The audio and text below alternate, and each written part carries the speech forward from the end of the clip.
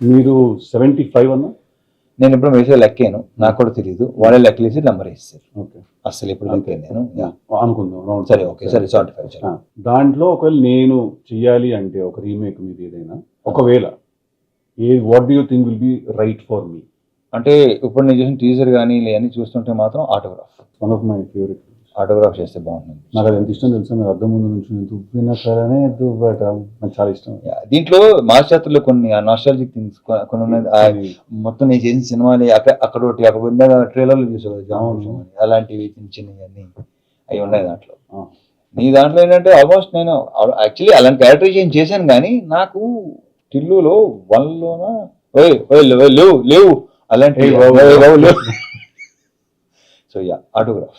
నేను టిల్లు వచ్చిన వెంటనే రిలీజ్ అయిన తర్వాత చాలా మంది you will be the next Raviteja, will be the next Raviteja అని అన్నారు నాతో. I felt very happy because మీకు తెలుసో తెలియదు, మీకు తెలియదు అనేవాళ్ళు అంటారు, అలా అంటారు, కానీ నెక్స్ట్ నెక్స్ట్ అనేది ఉండదు.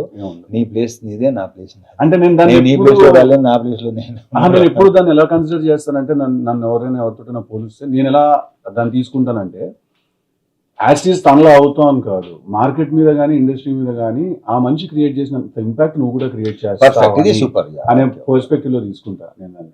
మీకు తెలీదు, but there was a time after Krishna and his Leela, నేను రవితేజ గారు బయోపిక్ చేస్తాను నేను అని చెప్పి నేను ఒక 2 months దాని గురించి వెళ్ళాను ఐడియాలో. అస్సలు అమ్మతోడు. అదే బేసిక్ ఏంటంటే బయోపిక్స్ కొన్ని మనం నెగటివ్ వేర్ దాంట్లో అవి కూడా ఉండాలి, అవే ఉండాలి.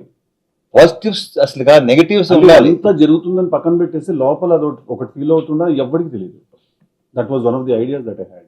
చూద్దాం ఏమో, డెఫినెట్ గా one day if you sit and you open your heart a little more to me. నాకు కూడా ఒకటి అనుకున్నాను, కానీ I don't know name that.